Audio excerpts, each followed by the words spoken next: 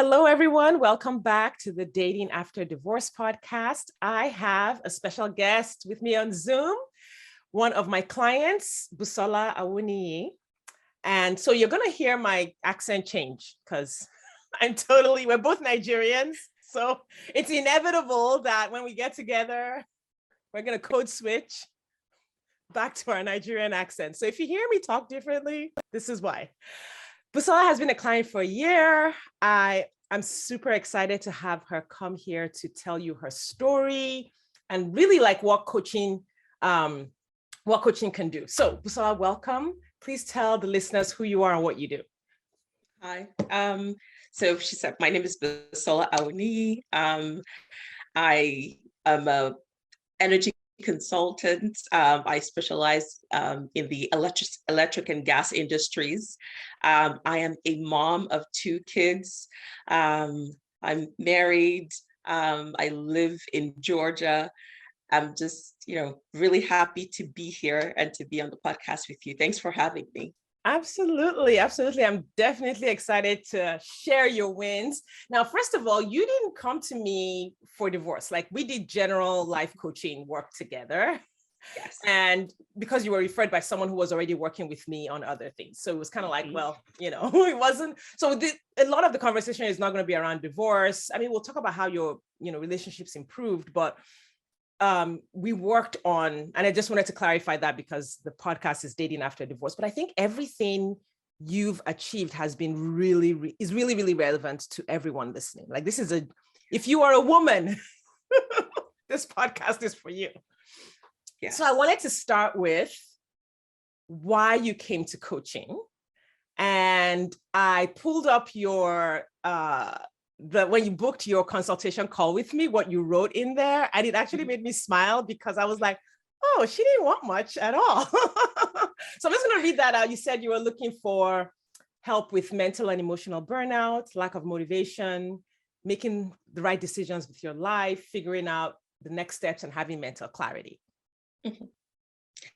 So can you tell the audience kind of what was that about? What prompted you to ask for that? So when I wrote that, it was like I can think a last ditch effort to, I'm not asking for a lot. I just want a little bit of a relief. I was in a situation where I was burned out. I was not sleeping well. I was maybe averaging 4 hours a day. I had too many balls in the air and I was overwhelmed. Yeah. There was a constant feeling of being stuck. Like I couldn't move forward, kids, work, family commitments, volunteering in my community. They're just, being a sister, all of those things. So I was overwhelmed. There was just too many things happening. I couldn't focus. I had constant brain chatter. I was like, maybe this lady can tell me something that will, help me, even if I get a 2% change, that would be good. That was all I was looking for. Just a little bit of relief from all the overwhelm, all the stress, all the anxiety. That was where I was. Yeah. And I remember when we talked, one of the first things we tackled was the fact that you weren't sleeping. Like, so tell me, how much sleep have you gotten this week? Let's talk about that. A year later, how much sleep are you getting? Can I be honest? I just woke up from a nap. So like I literally am sleeping during the day in addition to sleeping at night. Yes. I sleep well. I sleep very well. I don't wake up in the middle of the night going, oh my God, what did I forget? No more waking up, in sweat going, oh my goodness, something bad is about to happen or this and that is going to go wrong. I had a lot of anxiety that I no longer have. Like, I just go to bed and I sleep and I wake up, and if I feel like taking a nap during the day, I take a nap. I'm like a newborn baby right now. Yeah, so good. So, and I remember a lot of those symptoms showed up in the work situation you were in. Yes. And I really want to talk about that a little bit because there was a little bit of a journey there where you had this job that you were overqualified for by far. And then the people around you on the job treated you like they were doing you a favor by like overworking you. Do you want to talk a little bit about that? Yeah. So, I had gotten to this job situation that I told myself was going to be 1 year max. I have a newborn, I have a little one. I'm just going to do this for about a year until I stabilize myself. And then I'll kind of get back to that, corporate managerial role that I really wanted. And then it became 2 years and 3 years and 4 years. And the longer it took, the worse it got. I think some of the vibes that I was putting out also was like, oh yeah, feel free to dump work on me. So yes, my workload increased and increased and increased. And this job that was supposed to be this transition thing really became the root cause of this overwhelm where I couldn't focus on my kids and I couldn't focus on my home, and other relationships were just starting to flail and and just fall by the wayside because it was like I had to give 100% to this job or something really, really bad was going to happen. And that was one of the things, that was the very first thing that we talked about, is like, what's happening with your job? What's going on? I was overworked. You were doing the work of two people at that point. Yes. They had like consolidated two people's jobs into yours. And then the feedback was, oh, but you're not performing. And I didn't complain. And somehow in my mind, it was like, oh, it's okay. I'll figure it out. I'll just work more. I'll work harder. So I would put my kids to bed and then I'll start working at 9 o'clock at night. Yes. And I didn't raise up my hand and say, hey, this is not okay. I don't want to, this is not okay. Nobody else is working, is doing the work of two people. I just thought, I don't want to make a lot of noise. I don't want to seem like a troublemaker. That was one of the first things that we talked about, is I had difficulty saying no when people put stuff on me. Like, I feel like, oh, it's my responsibility. I have to do this. Wow.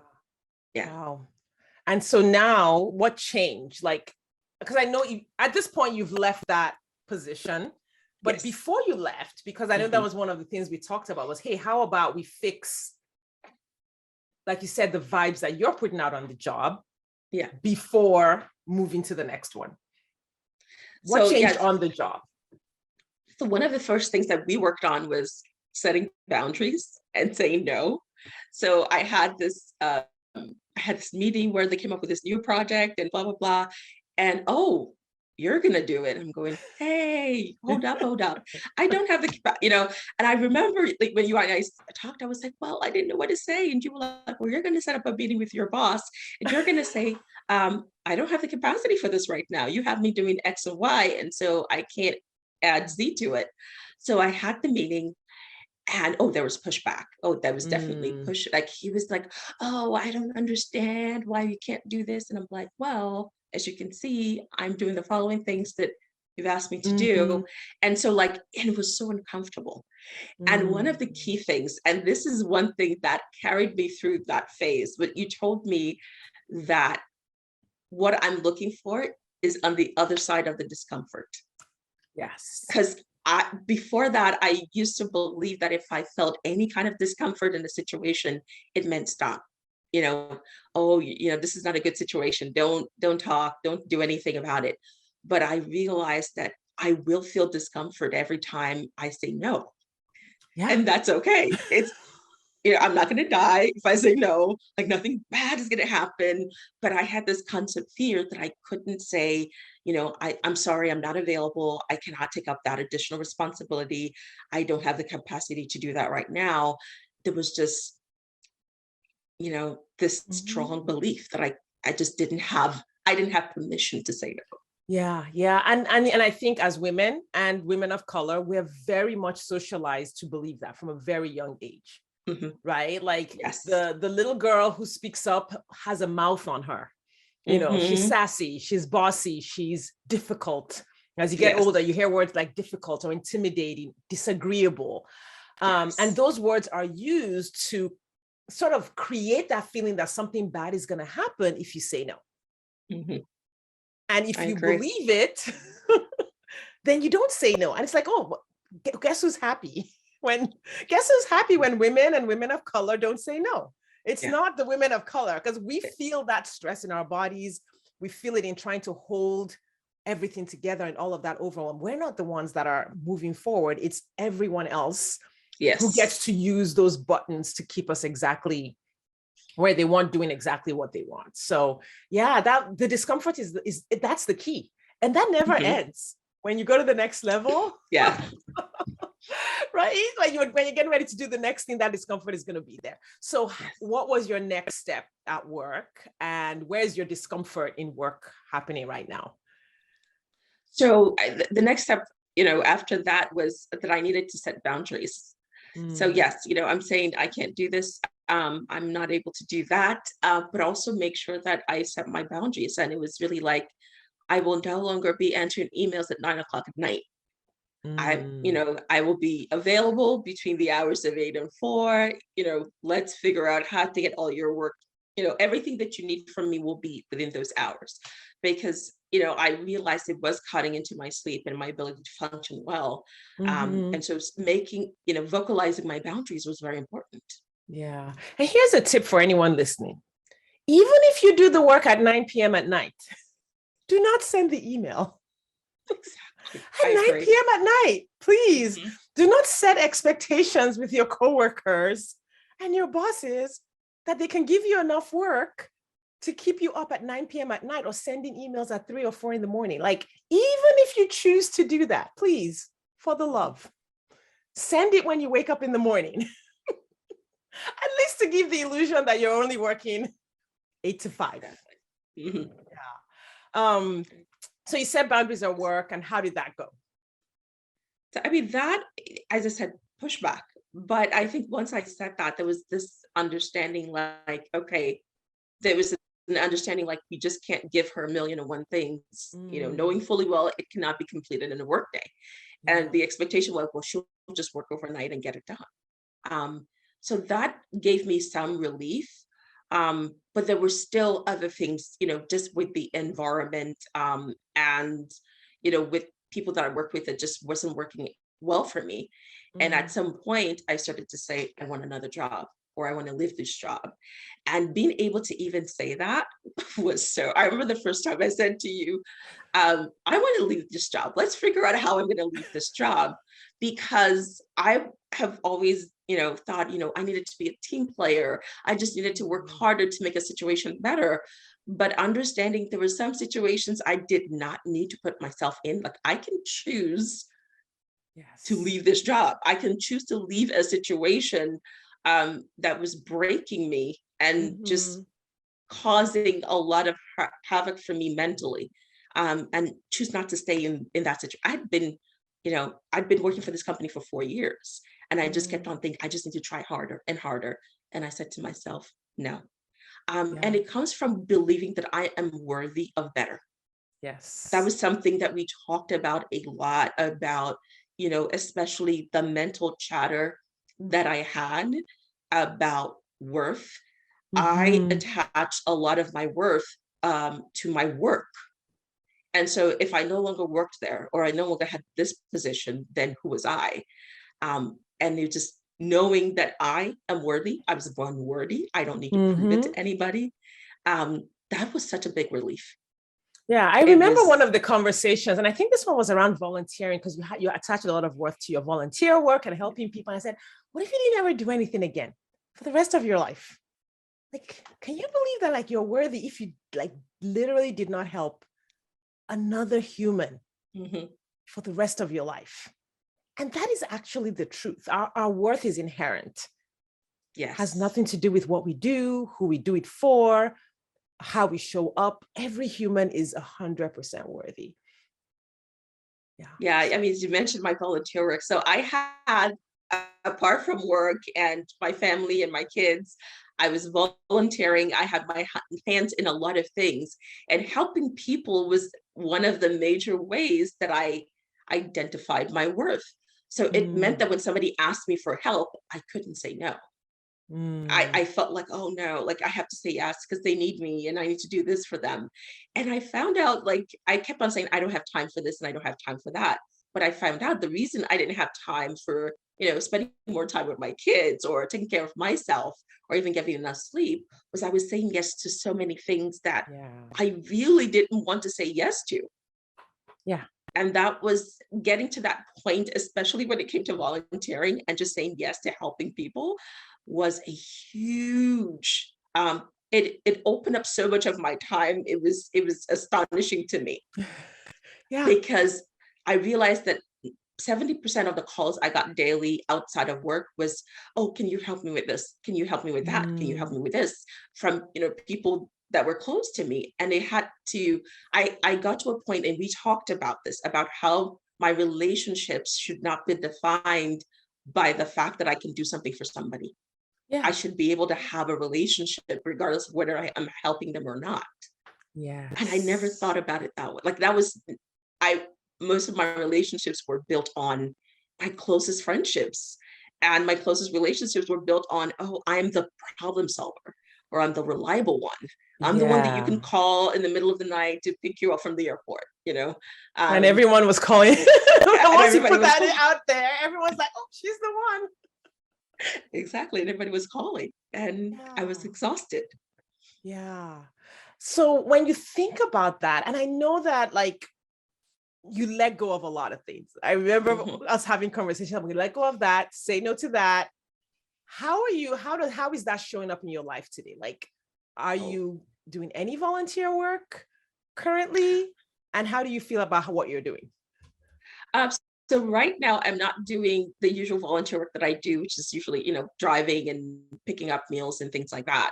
So what I've done is just very focused. I'm donating books to some local organizations that serve children who, otherwise may not have a lot of access to materials.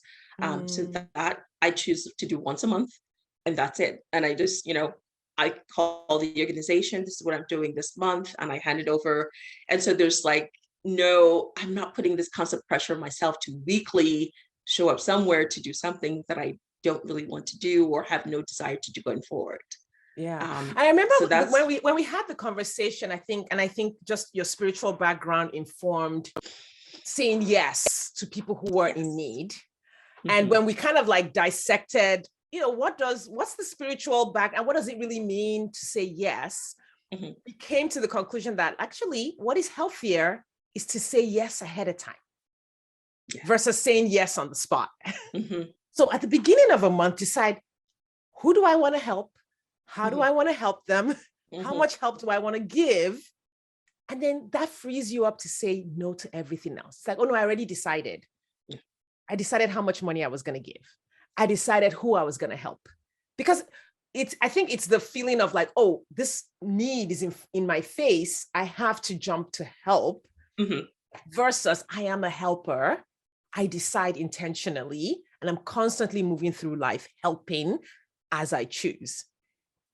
And that has helped me significantly. It actually has redefined a number of my close relationships, because once I started saying, I'm not available, I cannot help with this, and setting the boundaries, like, you and I want us to be close, but I want us to actually, do stuff together. And it's not just Mm, I am the person that you call when you need help situation.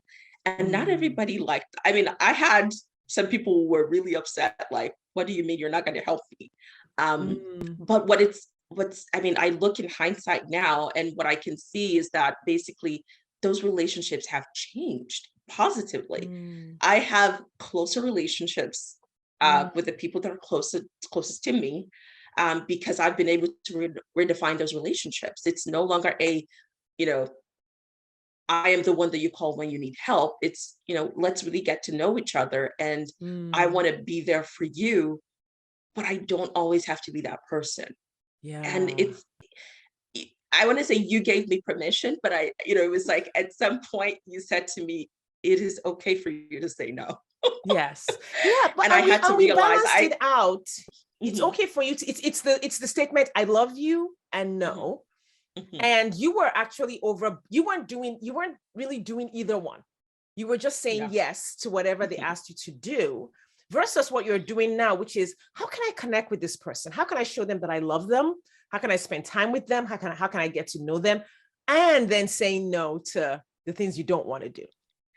And I have to, one thing I want to point out, and I wonder if there are other people like me out there who think their love language is helping.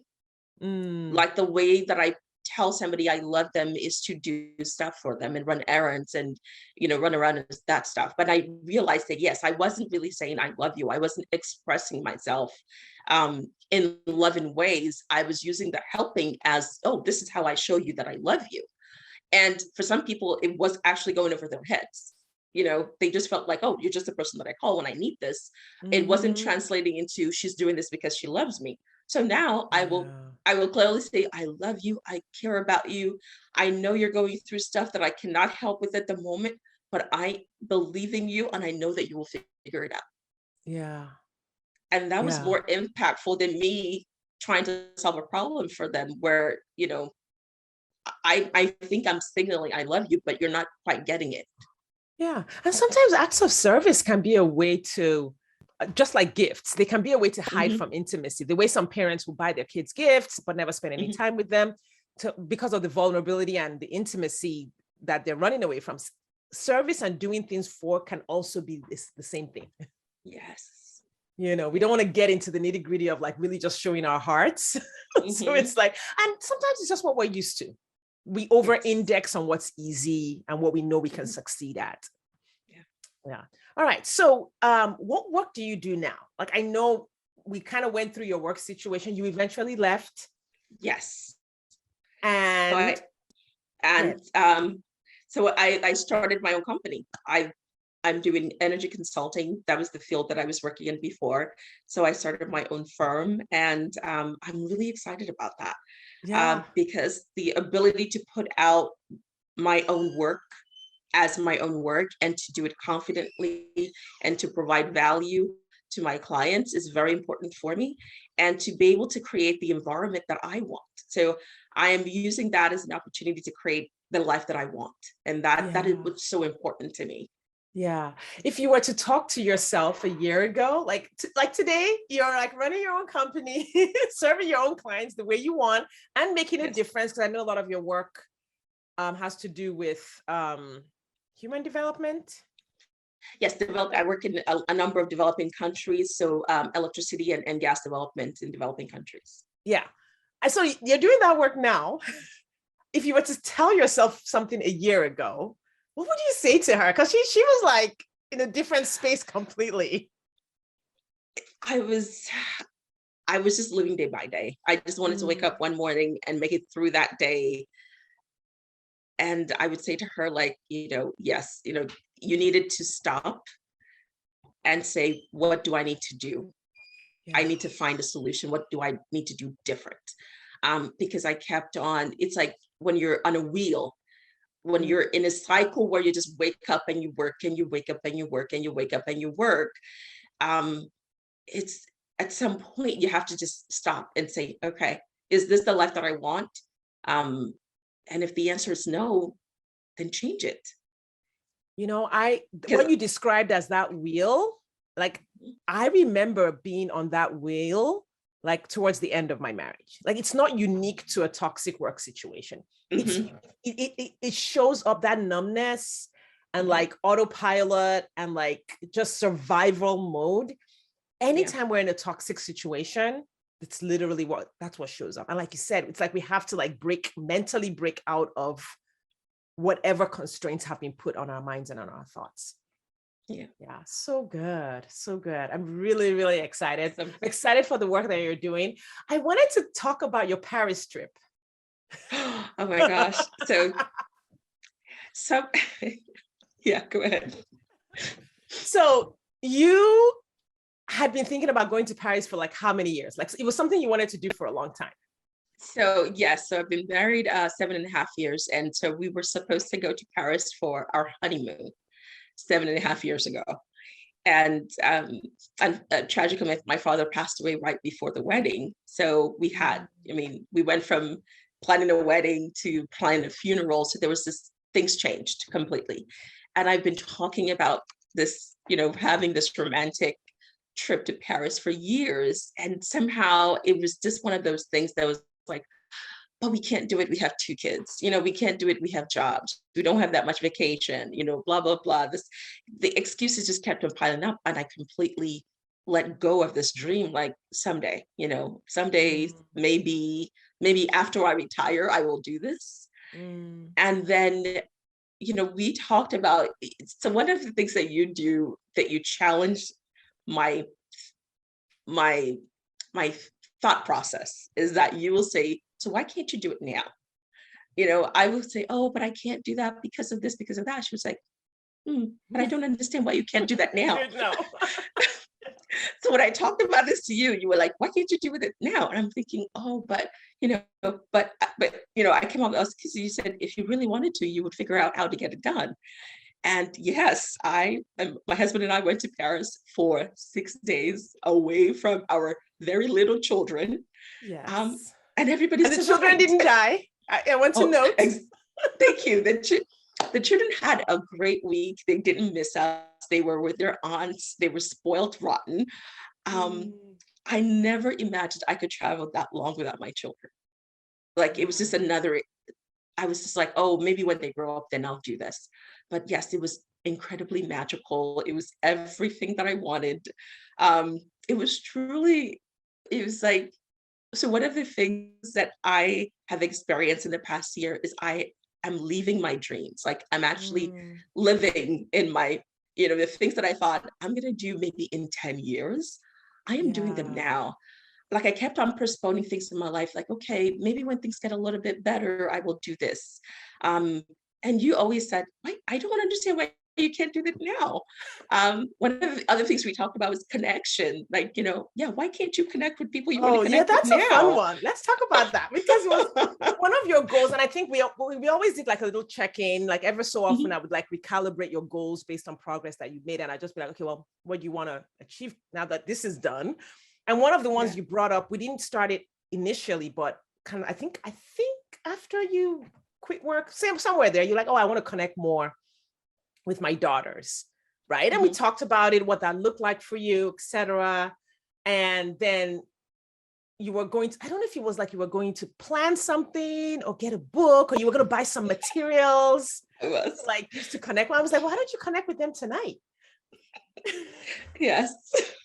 So with the whole everything, with just not being overwhelmed for the past couple of years, I felt like we were going through a cycle. I would get them up in the morning, take them to school, it was like auto mom, I was on this automatic pilot situation. And I feel like, oh, I would love to just spend time with them and just sit and just cuddle and hug and all these things. And so my over planning brain is always like, oh, we need a book for that, right? We need a program for that. I need to go online and find a program that says, how do you connect with your children? And I said something to that effect to you, and you said, well, why can't you connect with them tonight? Like when you put them to bed tonight, why can't you do that? And I was like, oh, I guess it was, honestly, I didn't think about it that way. I'm an over planner, I overanalyze, and I need a book for everything. And when you said that, it was like, okay. Yeah, and that comes from the part of our brain that always thinks, I need to make sure I do it right. It needs to be perfect. Yes. It needs to be perfect. So like and it's interesting, the thought of it being perfect gives the brain so much joy that it completely neglects the fact that it hasn't done the thing at all. It's like, oh, no. But it's going to be perfect when I eventually do it, and gets its joy and dopamine from the fantasy of perfection versus the messiness of the now. Like what can we do right now? And is that perfectionism ties into, over planning and procrastinating, basically saying, oh, but it needs to be perfect. I need to say the perfect words to them and do all this cuddling in the perfect way. And that was another thing that we worked on. Like if you had said to me prior to me starting to work with you that I had that thinking, that perfectionist thinking, I would have said no. I said, oh no, no, it doesn't exist. But when I looked at it, I was like, that is why. And you said to me that, first of all, it is okay for it to be imperfect. It is okay for it to be 70% done or 50% done. It is okay. Like nothing bad will happen if it is not perfect. Right. That's so true. And then And you took a trip with your daughter, like out of that growth and, yes, of connecting and being more present with them. yes. Tell us about the trip. So this was another dream that I thought was years, it's gonna take years for it to happen. I've always wanted to take a trip with my daughters individually, more like a special, trip with mom, to something they wanted to do. And after we talked about why can't you do this now? I asked my daughter, I said, I would like to take a trip with you. This is my older daughter who's 7. And I said, what would you like to do? Where would you like to go? Something you've never done before.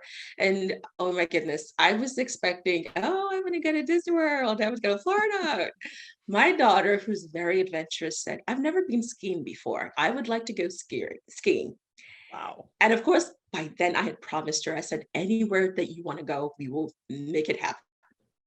And when she said skiing, I'm like, okay, I don't like cold places and I do not ski, but we will figure out how to get you skiing. So I did.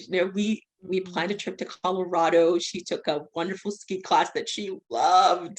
My child is definitely a cold climate baby. She loved it. Wow. And it was a great trip for us. She felt very special.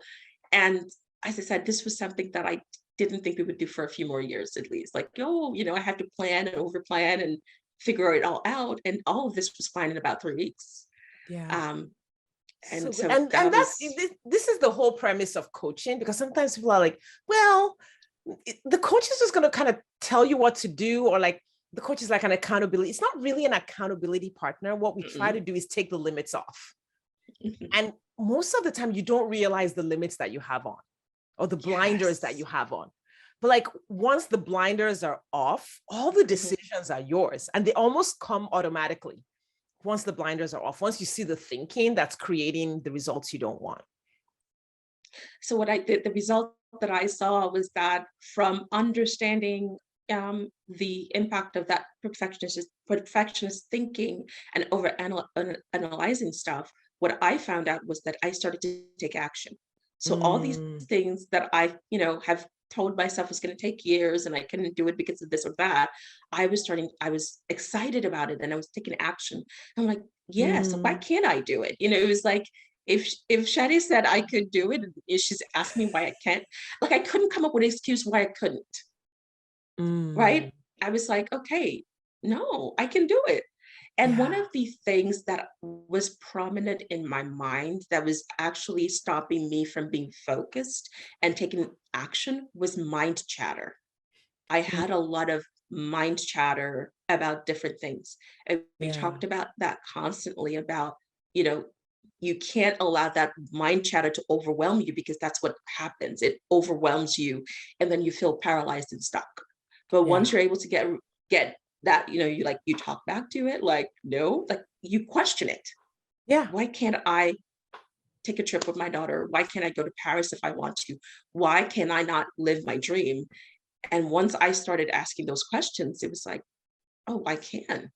I actually can do this stuff, I can do hard things and it's okay. Yes, 100%. I mean, it's for everyone, whatever those things are will be different.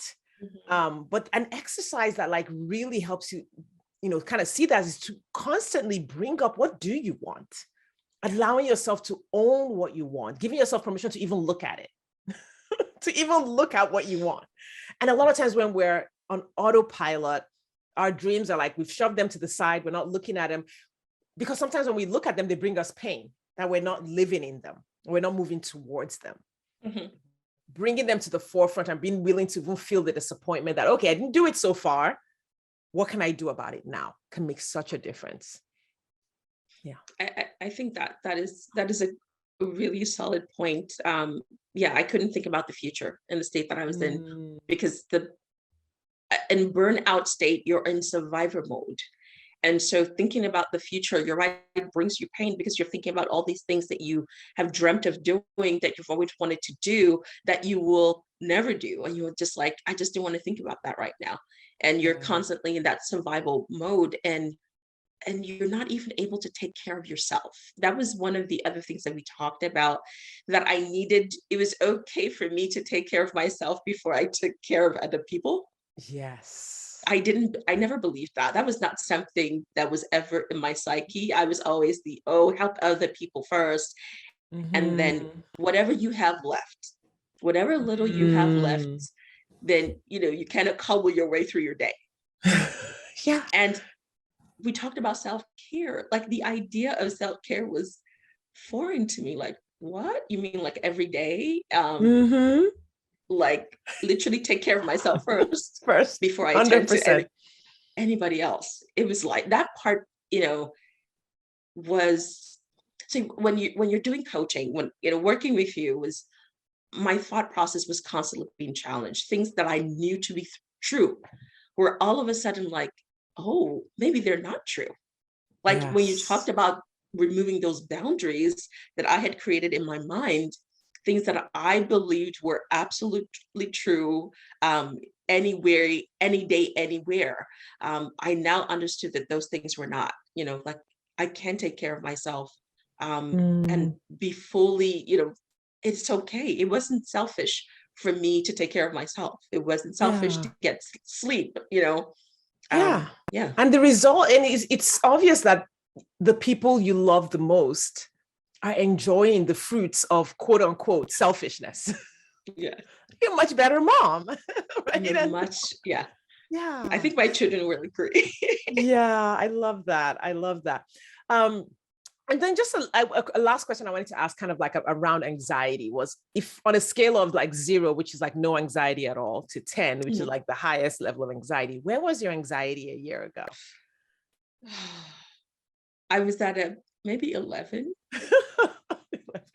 because, and I didn't tell you this. I was convinced I was actually having a heart attack at some point. I was Mm, feeling pain in my chest. My breathing was shallow. I was like, I could hear my heartbeat in my ears. And I mm, remember calling my doctor, like, I think something bad is happening, blah, blah, blah. And she was like, okay, can you breathe? Like, can you stand up? Like, just trying to figure out what's going on. And she was saying, okay, maybe you had some kind of arrhythmia. They got me into the office. I ran tests for over a week with a mm. cardiologist trying to figure out if I actually had some kind of heart problems. It was anxiety. I was just Yeah, in a state of constant daily anxiety and fear about everything. And yeah, it's a very stressful, um situation to be in, because you can't sleep. I would wake up in the middle of the mm, night and just be afraid about something. And mm. now, there are days I'm like, should I be worried about something? Something. So what you Like, is that a 2? I am definitely, yes, I would say about a 2. Like I'm Yeah. honestly like, there must be something I should be So worried I'm about missing right now. something. Things Like, cannot be this safe and yes, calm. Yes, they can. They they can. can. I mean, Yeah. I have actually been in therapy for anxiety for years. I have Mm, had cognitive behavior therapy for over 5 years just for anxiety. And for me, over time, especially, once I had kids, it felt like it multiplied because now I had yeah. 2 other people to worry about. So I never believed that anxiety could be this low. I thought that I had to wait to be anxious and then control it. Mm, It never occurred to me that I didn't have to have the anxiety in the first place. yes. 100%. Oh my gosh, I love it. I'm so excited for you. Like this is just the beginning. This is just the beginning, right? You've only done Yes. coaching for like a year. Something my coach said on her podcast, and she said, "What if your life right now was just a 2? Wow. What if where you are with like working for yourself, running your own company, connecting with your kids, having your marriage like blossom, all of this. What if this is a 2 and you're just getting ready to go to an 8?" That's awesome. Like Right? and I've said this to you, like, I am so happy. I've said this to you multiple times in the past few months. Like, I am so happy right now. Like, I'm serious. Like, if nothing else happened, I'm good. Yeah, and but think and about that's it. what you said to me. How It could good be can it better. get? how Yeah. good can it get? Like, what if we Yes. found, instead of thinking, because I think for, if you have anxiety from whether it's childhood or things that happened after, or whatever the source is, we tend to look for like, well, let's make sure nothing bad is going to happen. Let's make sure nothing bad is going to happen. Something bad is probably coming around the corner. And I definitely resonate with that and have experienced, and my brain sometimes will try to go all the way back there. But what you want to do is like, just try to redirect it. What if something good is coming around the corner? Yes. Right? How good can this get? Like, just let's do an experiment to see if it can get, 2 degrees better than it is now. And it just changes our whole outlook on life and what's possible for us. So Busola, thank you so much for sharing your story. I know that this is going to be an inspiration to so many women. A lot of what you've experienced and described has happened to my clients, to me, going through the divorce process. So I know that like this is so relevant. All of it is so relevant. If you just wanted to give a word of advice, just kind of like your own new philosophy of life that you're developing, things that you think women need to hear about this mid-stage of life, getting out of these situations, please just share whatever wisdom you have. So for me, I think I'm going to turn 43 this year. And I think I somehow in the back of my mind, I thought that things just couldn't change. Like I've kind of missed the boat on certain things. So it's not too late, whatever age that you are, it is not too late to make the change that you want to see in your life. One thing that I believe now without any doubt is that I am worthy of every good thing in my life. And so I no longer have to work hard, to prove that I'm worthy of it. Yes. And that is so important. It's like, it is okay that you are that woman who owns her own business, or that woman who's just happy. We seem to have a culture that glorifies struggle. Like, oh yeah, I pulled myself by my bootstraps and I went through 1,000,001 things. But after you've gone all through that, it is okay for you to be the woman who doesn't have to struggle anymore, to truly have the life that you want. And so I just want to encourage the people that are listening that it is not too late. You are worthy of the good things in your life. And yes, you can have the life that you want. 100%. I love it. Busola, thank you.